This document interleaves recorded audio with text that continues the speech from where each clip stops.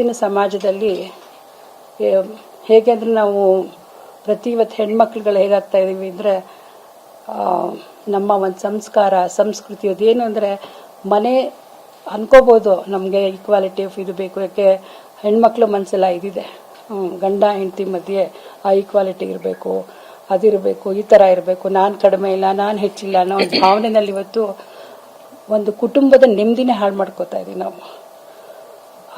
ಇದನ್ನ ನನ್ನಮ್ಮ ತನಗೇನು ಇಲ್ಲದೆ ಇದ್ರು ತನಗಿರೋದ್ರಲ್ಲೇನೆ ತನ್ನ ಕುಟುಂಬವನ್ನು ಎಷ್ಟು ಸಂತೋಷವಾಗಿ ಹಿಡಿದಿಟ್ಟಿದ್ರು ಅಂದರೆ ಅವ್ರಿಗೆ ಒಂದೇ ಇರ್ತೀವಿ ಮನಸ್ಸಲ್ಲಿ. ಅವ್ರಿಗೆ ರಾಜಕೀಯದ ಬಗ್ಗೆ ಅಂತ ಏನು ಆಸಕ್ತಿ ಇರ್ತಿರ್ಲಿಲ್ಲ. ಅಪ್ಪ ಬಂದು ಹೇಳ್ದಾಗ ಕೇಳ್ಕೊಳ್ಳೋರು.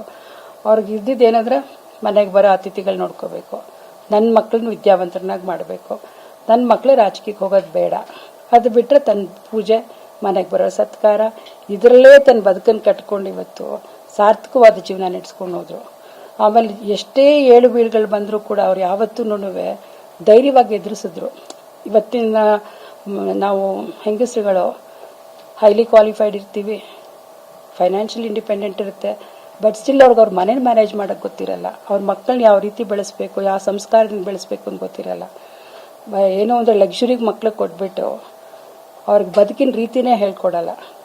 ಆದರೆ ನಮ್ಮಮ್ಮ ತನ್ನಲ್ಲಿ ಇದ್ದಿದ್ದಂಥ ಒಂದು ಇದರಿಂದನೇ ಮಕ್ಕಳಿಗೆ ಯಾವ ರೀತಿ ಒಂದು ಸಂಸ್ಕಾರ ಕಲಿಸ್ಬೇಕು, ಯಾವ್ದು ವಿದ್ಯೆ ಕಲಿಸ್ಬೇಕು, ಮನುಷ್ಯನ ಸಂಬಂಧಗಳನ್ನ ಹೇಗಿರಬೇಕು, ಮನೆಗೆ ಯಾರೇ ಬಂದರೂ ಯಾವ ರೀತಿ ಅವ್ರನ್ನ ಮಾತಾಡಿಸ್ಬೇಕು, ಯಾವ ರೀತಿ ಆಧರಿಸ್ಬೇಕು, ಅವ್ರನ್ನ ನೋಡಿ ನಮಗೆ ಕಲ್ತ್ಕೊಳ್ಳೋಂಗೆ ಒಂದು ಆದರ್ಶವಾಗಿ ಬಾಳನ್ನ ನಡೆಸಿದ್ರು ಅವರು.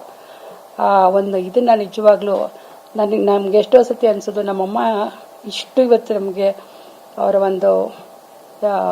ಅವರ ಅಂತಿಮ ಯಾತ್ರೆಯಲ್ಲಿ ನಾವು ನಿಜವಾಗ್ಲೂ ಅನ್ಕೊಂಡಿರ್ಲಿಲ್ಲ ಅವ್ರು ಗಳಿಸಿದ್ದು. ಬಟ್ ನಮ್ಮ ಊರ್ ಕಡೆಯವ್ರು ಹೇಳೋರು, ಚೆನ್ನಮ್ಮನವ್ರ ಕೈಯಲ್ಲಿ ಒಂದು ಕಪ್ ಕಾಫಿ ಕುಡಿದರೆ ಪಾಪಿಗಳನ್ಸುತ್ತೆ ಹಾಸನ ಜಿಲ್ಲೆನಲ್ಲಿನವರು. ಅದನ್ನ ಕಣ್ಣಲ್ಲಿ ನೋಡ್ಬಿಟ್ವಿ ನಾವು. ನಮಗೆ ದೇವೇಗೌಡರಿಗಿಂತ ಚೆನ್ನಮ್ಮನವ್ರಿಗೆ ನಾವು ಇದು ಮಾಡ್ತೀವಿ. ಯಾಕೆಂದ್ರೆ ಮನೆಗೆ ದೇವೇಗೌಡರು ಸಿಗದೇ ಇದ್ರು ಹೋದ ತಕ್ಷಣ ಚೆನ್ನಮ್ಮನವರು ಒಂದು ಪ್ರೀತಿಯಿಂದ ಮಾತಾಡಿಸಿ, ಏನಕ್ಕೆ ಬಂದಿದ್ದೀರಾ, ಯಾಕೆ ಬಂದಿದ್ದೀರಾ, ಇಂಥ ಸಮಸ್ಯೆನ ಆಯ್ತು ಬಂದ್ಮೇಲೆ ಗೌಡ್ರ ಕಿವಿಗೆ ಹಾಕ್ತೀನಿ, ಒಂದು ಚೀಟಿ ಇಟ್ಬಿಟ್ಟು ಹೋಗಿರಿ ಅಂತ ಕೇಳೋರು. ಊಟ ಮಾಡಿದ್ದೀರಾ, ತಿಂಡಿ ತಿಂದಿದ್ದೀರಾ, ಕೊನೆಗೆ ಊಟ ತಿಂಡಿ ಆಗಿದೆ ಒಂದು ಬಾಳೆಹಣ್ಣಾದ್ರೂ ತಗೊಳ್ಳಿ, ಒಂದು ಕಪ್ ಕಾಫಿನಾದ್ರೂ ಕುಡೀರಿ, ಹಂಗೆ ಅಂತೂ ಅವ್ರು ಕಳಿಸ್ದವ್ರೇ ಇಲ್ಲ ಯಾರನ್ನೂ. ಸೊ ಆ ರೀತಿ ಅವರು ಒಂದು ಯಾವ ರೀತಿಯಲ್ಲಿ ಸಮಾಜದಲ್ಲಿ ಆ ಮನೆಯಲ್ಲೇ 4 ಗೋಡೆ ಮಧ್ಯೆ ಇತ್ಕೊಂಡು ಆ ಜನಗಳನ್ನ ಪ್ರೀತಿ ವಿಶ್ವಾಸ ಗೆದ್ದಿದ್ದು ನಿಜವಾಗ್ಲೂ ಇವತ್ತು ಅದೊಂದು ನಮ್ಗೆ ಅವರ ಗಳಿಸಿದ್ದ ಪ್ರೀತಿ ಇದ್ರ ಬಗ್ಗೆ ಕಣ್ಣಲ್ಲಿ ನಾವು ನೋಡೋಂಥ ಒಂದು ಇದನ್ನ ನಮ್ಗೆ ಅವಕಾಶ ಆಯ್ತು ಅಂತ ಅನ್ಸುತ್ತೆ. ಅವರ ಅಂತಿಮ ಒಂದು ಇದ್ರೊಳಗೆ ತೋರಿಸಿದ ಪ್ರೀತಿ ವಿಶ್ವಾಸನ ಜನಗಳಿಟ್ಟಿದ್ದೊಂದು ಇದನ್ನ ನಾವು ಯಾವ ರೀತಿ ಕೃತಜ್ಞತೆ ಹೇಳ